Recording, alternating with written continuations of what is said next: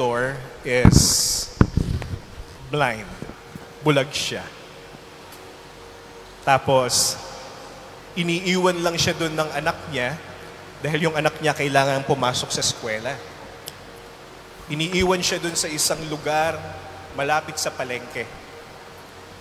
And alam niyo naman sa palengke, magulo, maraming tao, okay? But again, take note, bulag siya. So there are times that nananakawan na pala siya ng mansanas. Hindi niya alam. Kumbaga, para sa kanya, honesty policy na lang. If they will pay, thank you, Lord. If not, that's so sad. Lugi ang negosyo. One day, sobrang dumami ang tao sa palengke, kaya naman siksikan at nagkakagulo.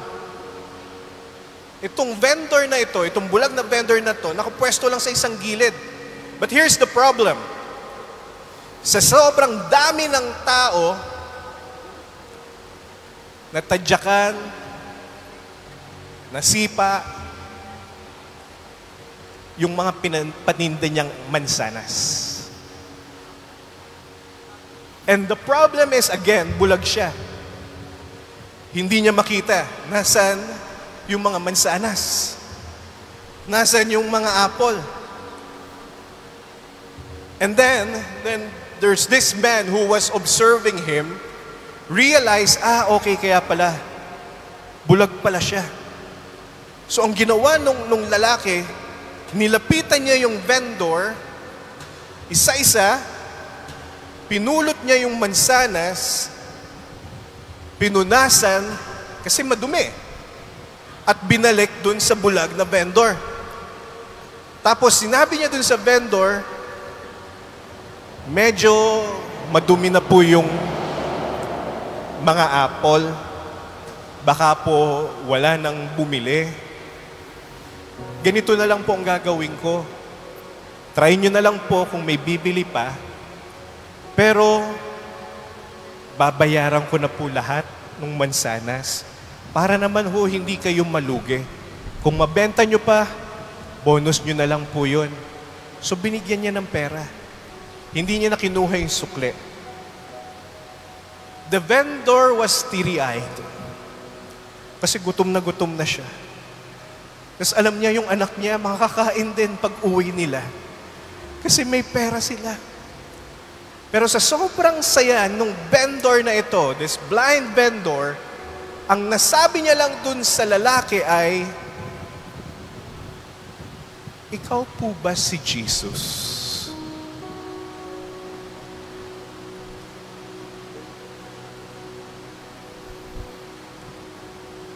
Ang mundo po natin ngayon ay puno rin ng mga taong spiritually blind,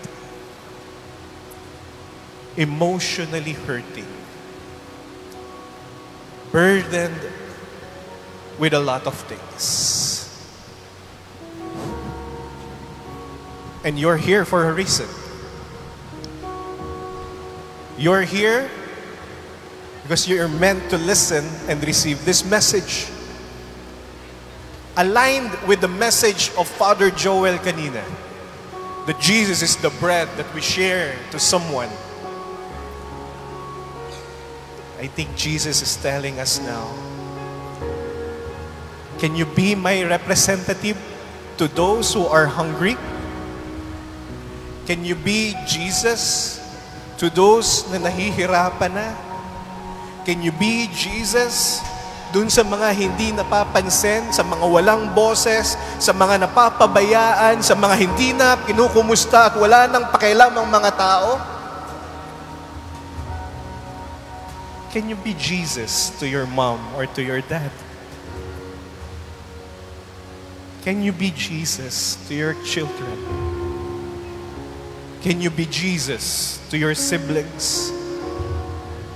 Can you please be Jesus even to those small people na hindi na napapansin sa society? Marami po yan. Nawa, wag tayo ang maging bulag. But instead, tayo ang maging Jesus. As we end this message, it is so clear that we need to copy Christ. Imitate His love. What would Jesus do? Paano siya magmamahal? Sa loob ng tahanan? Sa loob ng eskwelahan? Sa loob ng opisina? Kung saan ka man na naroroon, always ask that question. Paano magmamahal si Jesus dito? As we worship our King, we seek His grace and His love. And we ask the Lord that He will allow us to be His. Hindi man perfect, hindi man worthy most of the time, but be His love to somebody.